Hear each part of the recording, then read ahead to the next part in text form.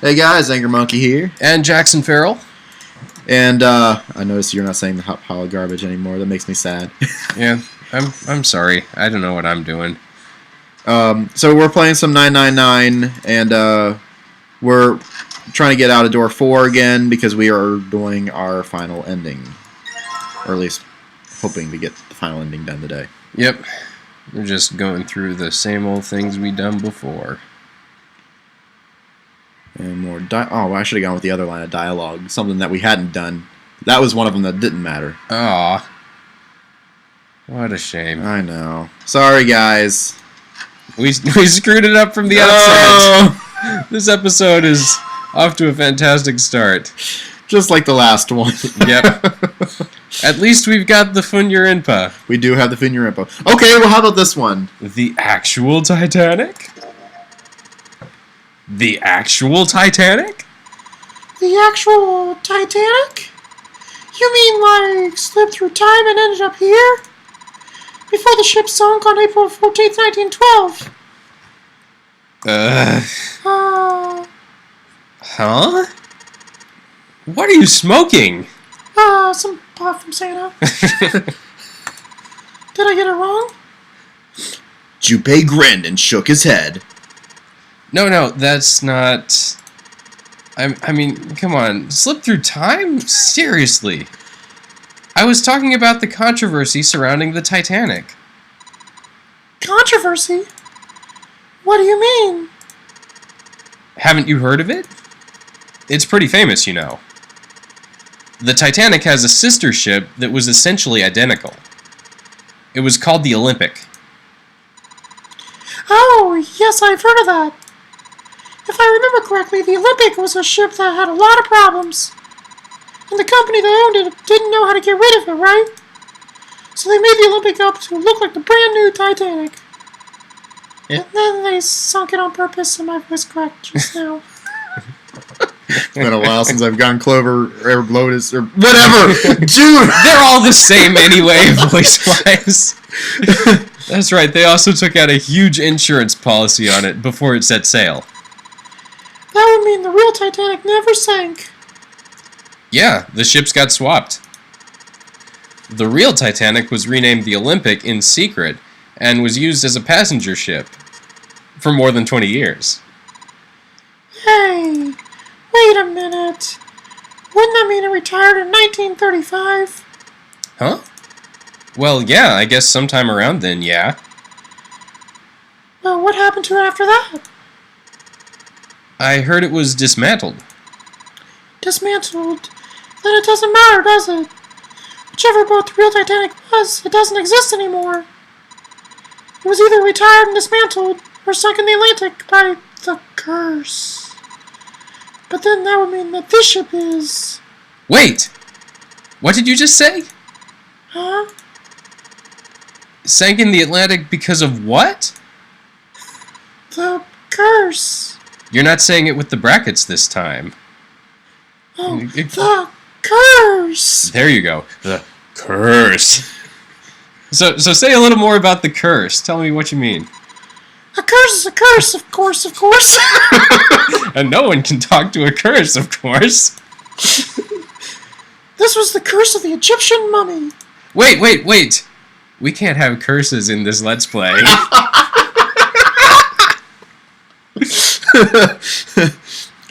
Junpei couldn't understand how June had maintained a straight face to say that. Supposedly the Titanic carried the mummy of the priestess Saman Ra, which was stolen from a pyramid. Oh, good. Yep, this is familiar dialogue. Okay. Now that Junpei has posited an impossible theory about we're on the actual Titanic. It's all conspiracy, man. Conspiracies within conspiracies, to be certain. Conspiracyception. Yep. Alright. Trying to remember how to... trying to think if there's anything else in this room. Oh, right. She was trying to seduce us there.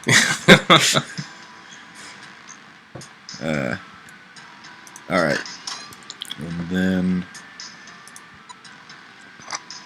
She wants to seal the vase. I'm going to check on Santa and Lotus.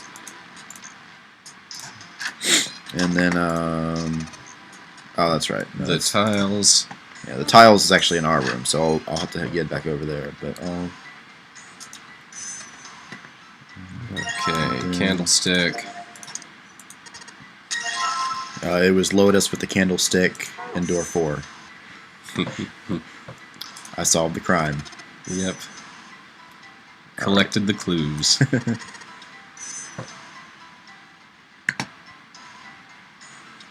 Lighting things up. And then going over here, shower curtain. Yep. Don't need to worry about getting eaten by a grue. Oh, gotta get out of here before the grues come. Oh, okay, got our first piece of the Funyarimpa. Mm-hmm. We're gonna build ourselves a friend. Sound like Bob Ross there. Gonna build us a friend. Happy little friend. We're gonna call him the Funyarimpa. See, look, we got another piece of him already. He's really coming together now. And he's gonna have a friend. Okay, so this is our first important piece here. We gotta say the right thing. Yes. So we need to take the bookmark from Santa, Gotta have the bookmark. which we already did before, and then he's talking about faith, hope, love, and luck, which is what it means. This one does not matter, so why don't we go with the new line of dialogue? Okay. So, You mean like the stock market? nah, that's not what I mean, man. Why would you think of that? I mean, yeah, I do stocks too, man, but this last statement, more or less thrown away by Santa, caught Junpei very much by surprise. You? A stockbroker? Wow, wow! Told you there were like major mind-blowing things in this one. Yeah, man. Got a problem with that? No, you just don't look like the type. What'd I look like to you, man? A surfer dude.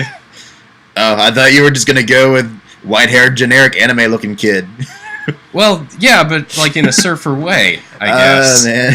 Okay.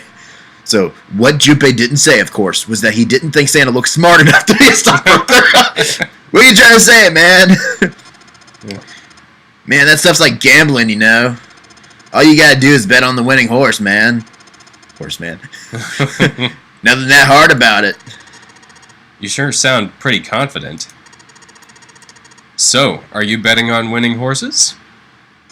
Of course I am, man. You remember a couple years back when the stock for Cradle Pharmaceuticals shot through the roof? Stacked a few bills over that, if I do say so myself, man. Uh-huh. Uh-huh was all Junpei could think of. He'd never even heard of Cradle Pharmaceutical. But he was about to hear about it a whole lot more. Fortunately, he was saved quickly from further embarrassment. Hey! Listen! We've made that joke before. I wasn't going to retread Okay. old ground. How long are you going to stand around wasting time? Stop screwing around! Voice screaming at them from the other room was unmistakably Lotus. Well, it could have been Toad. Yeah. Junpei and Santa looked at each other. Mm. The lady has spoken, man. Toad in a Mario game. like if you're just standing around, like, hitting blocks you've already hit or something, be like, stop screwing around! You gotta save the princess! You gotta save the princess! Actually, I'm pretty sure Toad might be upset with Mario smashing all those blocks, because based on what the manual says, that all the people got turned to stone. Oh, yeah. And so Mario is just killing toads. And, like, turned into horsehair plants and stuff. That was always kind of creepy when I read that old first Mario manual. So Santa sighed. We better get back to work before we really make her mad, man. I don't want her beating me up. And with that, Santa walked off. Slowly. Hey, wait! We weren't done! He started after Santa, intended to catch him, but Lotus appeared from the next room, blocking his path. At least she didn't say anything. Her posture suggested she was not about to let him pass. There was nothing for it. He had lost. Okay. I'll get back to work. Dang it. Her glare suggested any other choice would not have ended pleasantly for him. Junpei mumbled to himself under his breath and went back to his search. Old hag. Old hag. Million years old. Dinosaur. What's up, man? You going back already? Well, I can't just leave June there by herself. What do you think? You're her knight or her protector or something? Okay, we've already seen all that. Because we need to... I'm not her knight or protector. I just thought she might have a piece of my friend the Funyurinpa. You gotta build the friend. Need to build the friend. Okay, it was like 5 and 3 or 3 and 5. Yep. So 1, 2, 3. 1, 2, 3, 4, 5. There we go. Okay. We have completed all the bits of the Funyurinpa, because there's already one in the frame. Okay. Let's put that guy together. And...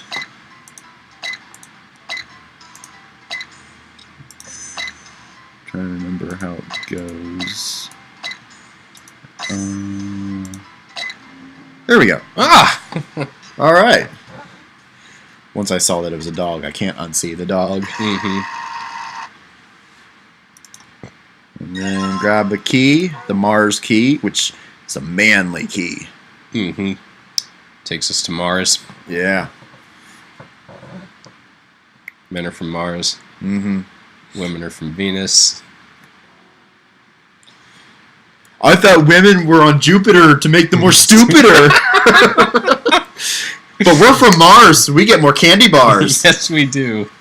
Okay, so do we want to be smart and say a dog? Do we want to say Funyurinpa again, or something else? Oh, as much as I'd love to say Funyurinpa again, let's see what happens when we give the smart answer. Okay. We'll be smart, Junpei, this time. Maybe a dog? See, you've got the head here, and these are the front paws, and these are the back paws. Junpei traced the black contours. Whoa, it is a dog! It took me a moment to, until they flashed the picture, my brain wasn't going back. Oh, see! I see it, man. I guess you've got a point. Santa, despite his constant aloofness, was clearly impressed. It's just all about the negative space. Junpei glanced over at Lotus. She looked stunned.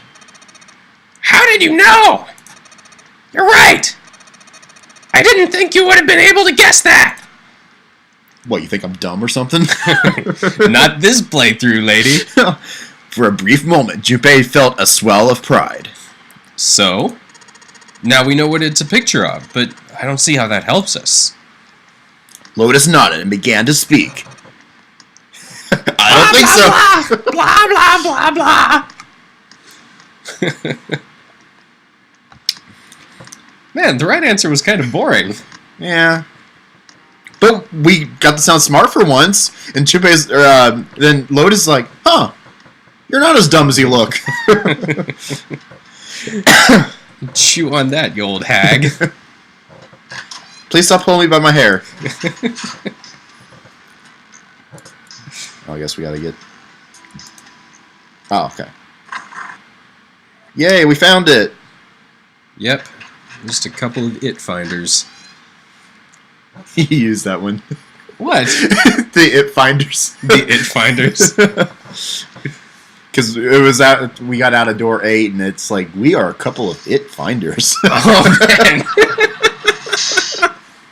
Well, in case you were wondering, listeners at home, we have not ceased to be it finders in the interim between playthroughs. Alright, I know that there is something behind the cheese. And then You just move the cheese. You don't take it. yeah, we who moved the cheese? Do you know that book? Who Moved My Cheese? Oh, it sounds familiar. Yeah, it's like a book about business and stuff, and it's the idea that in markets, well, it tells the story of two lab rats, and they run a maze, and one time they find that the cheese is not in the same place in the maze, and like one of them keeps going back to the same spot, hoping the cheese will return, and another one actually looks elsewhere in the maze for the cheese. Huh. So the idea is that like circumstances change in life, and what strategies that used to pay off, especially in business, will stop paying off when the market changes. So you've got to adapt. Interesting. Yep. Unlike video games, where everything happens more or less the same way each time. Except for there are some circumstances, like in L.A. Noire. Apparently, each time you die or have to restart a level, and you run past a car, the car could be a different color. It's like the car is not specifically set to be red. Mm-hmm. It could be red, it could be blue, it could be yellow, it could be green. It's so weird. Yeah, and of course the random number elements in games are the bane of speedrunners everywhere. Yeah. Okay. So this line of dialogue is important. Okay, I'm guessing we have to take the other one. Yes. Not to be an impatient Richard or anything. Right. It did seem rather odd to Junpei, and he couldn't help but think about it. June answered. But it could turn into a liquid. Carbon dioxide turns to liquid if you put it under enough high pressure. Now I read things out of order. Whatever. Read things out of order? What? Do you have a script somewhere? Maybe. But at 1 atmosphere normal air pressure... It won't turn to a liquid, right? That's right. Instead of melting, it'll do what's called sublimating and change immediately from a solid state to a gaseous one. See, that is weird, man. Water is a liquid between 32 degrees and 212 degrees, man. So why isn't that the case for carbon dioxide? Freaking out, man. Do they use Fahrenheit or Celsius in Japan? I think it's Celsius. Yeah, I guess I think they use the metric system too, but they localized the temperatures apparently. So June replied with an answer that stunned both of them. Okay, hold on. I'm still trying to get over something I had earlier this week. You can kind of hear it in my voice a little bit. Mm-hmm. There's a kind of ice that doesn't turn into liquid when it goes above 32 degrees. Huh? Eh? Still new. Okay. Or registering I is new. heard about it. Its melting point is 96 degrees. Ice with a melting point of 96 degrees? You mean there's water that freezes at 96 degrees, man? Yeah. Well, you can also look at it as ice that won't melt until it's 96 degrees. Water that freezes at 96 degrees? Ice that won't melt until it's 96 degrees? Junpei was cold, but this was too interesting to ignore. He did his best to warm up by rubbing his arms and stamping his feet. Wouldn't it be stomping his feet? One can stamp one's feet as well as stomp. What's the difference? Not really anything. Okay. Then put the question to June. Okay. So then we're talking about Ice 9. Yep. And June's like blowing our minds with, whoa, Ice 9. Okay, this one doesn't matter. Okay. Want to be annoyed? Sure. We gave you a pass earlier, but we're gonna get a little bit frosty right now. Alright, was kind of annoyed. June was nice. And pretty dang hot. But he had enough of her ridiculous stories. Well, it's a good thing in this situation that we've got someone who's hot. And we're cool. And survive just a little bit longer. So all of a sudden a substance began to crystallize without a seed crystal. That seemed unlikely. No, impossible. In fact, it was utterly ridiculous. Even so, Junpei couldn't help but ask. What does that have to do with Ice 9? To his surprise, it was Santa and not June who answered. And not really answering, because we've already read all Yep. this. If you want to know the answer, just come back, watch a previous episode. Yeah. This is like way far back in our first run through. Yep, there's... Okay, we got that meat, and okay. That's the only meat. Nice to meet ya. We got the bottle. We got the rope. Anything else? And then... Ready to go full MacGyver yet? I think so. Let's try it. So, first we have to take the frozen chicken and the bag of ice, and then put the bag of ice in the bottle, and attach the bottle to the rope. Okay. Yeah, that's always fun combining all those items, because we got like so many of those items. And then the frozen tag meat we reheat later. Yeah. They won't let us out of here without the frozen tag meat, will they? Because you need that for the story. Hmm. Well, probably they'll let you out, but I think they'll just leave the door open though you can go back in and get it. Oh, gotcha. And so you can't progress Yeah. until you have the tag. Yeah, because the tag is the code to get out of the room. Good game design. Yeah. And I guess we'll go ahead and call it... Well, actually, no, we can go ahead and get out of this room. Yeah, we're going to get out of the room. At least we'll try to get out of the room. Yep. Putting the meat on the grill. Cooking up a piece of pork. At least I think it's a piece of pork. I think it is. And if it's not a piece of pork, at least it's some kind of meat. Why can't we pick up the... I don't know. Do we need tongs or something? I thought don't Junpei remember. was about to burn himself or something because he was stupid. It's not a matter of waiting. Something to cut? There is a knife. I think there is a knife. Okay. Let's see. Oh yeah, because that was the first instance of the insanity meter, Oh, yeah. and she's going all cray cray. Have you ever heard the story that the sinking of the Titanic was predicted? Yes, I have, on the previous playthrough.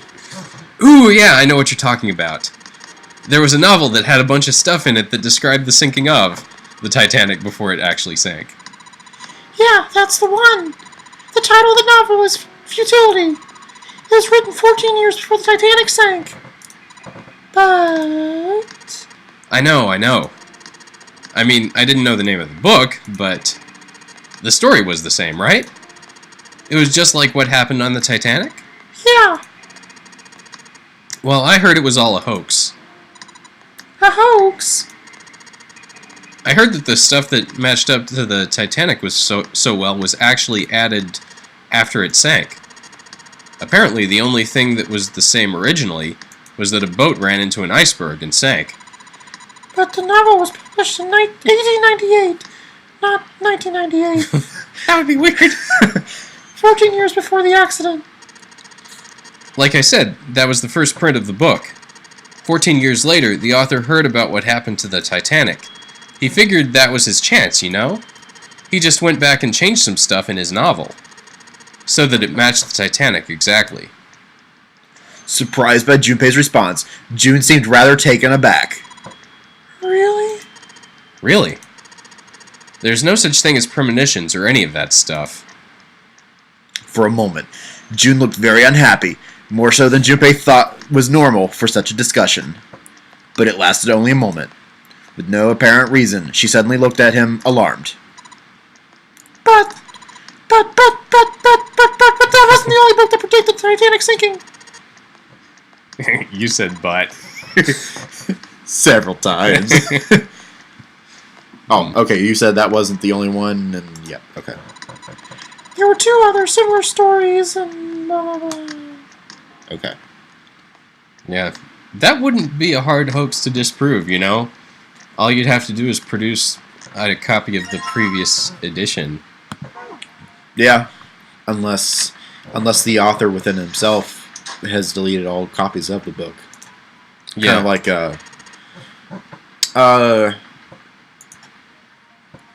oh, we gotta sharpen it. But like I'm just thinking it's hard enough doing like a product recall, you know. Yeah. It would be even harder to track down all copies of a book, especially if it, sold well. Although maybe that's the thing. Maybe it didn't sell well, and so it was reasonably easy to, get all the old copies, destroy it. Although, with the attention drawn to the similarities between the book and the Titanic, and I'm speculating now. No, that's interesting. Yeah. Okay, I just gotta remember, this is hexadecimal system here. C plus 10 plus F. Not Celsius and Fahrenheit. Right. Or okay, so other random C and F references that we made earlier. Yep. 9 A, B, C. So, A is 10, B is 11, 12 is C. Yep. Plus 10, which was after F, or was it after... Let's see.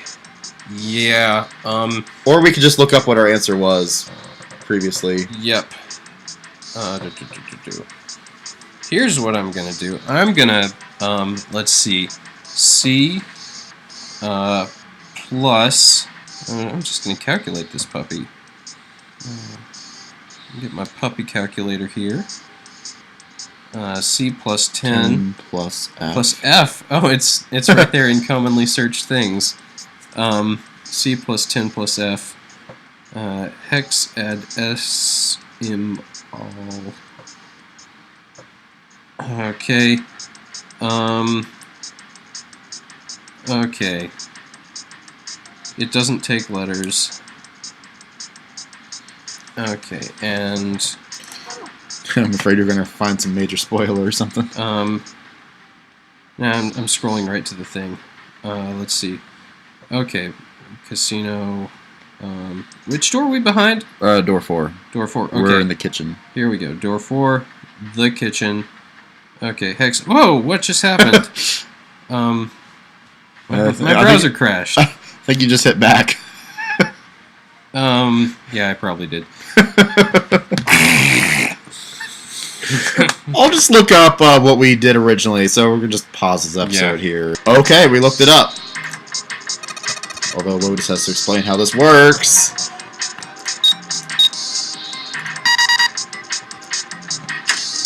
This is really loud. I just realized that.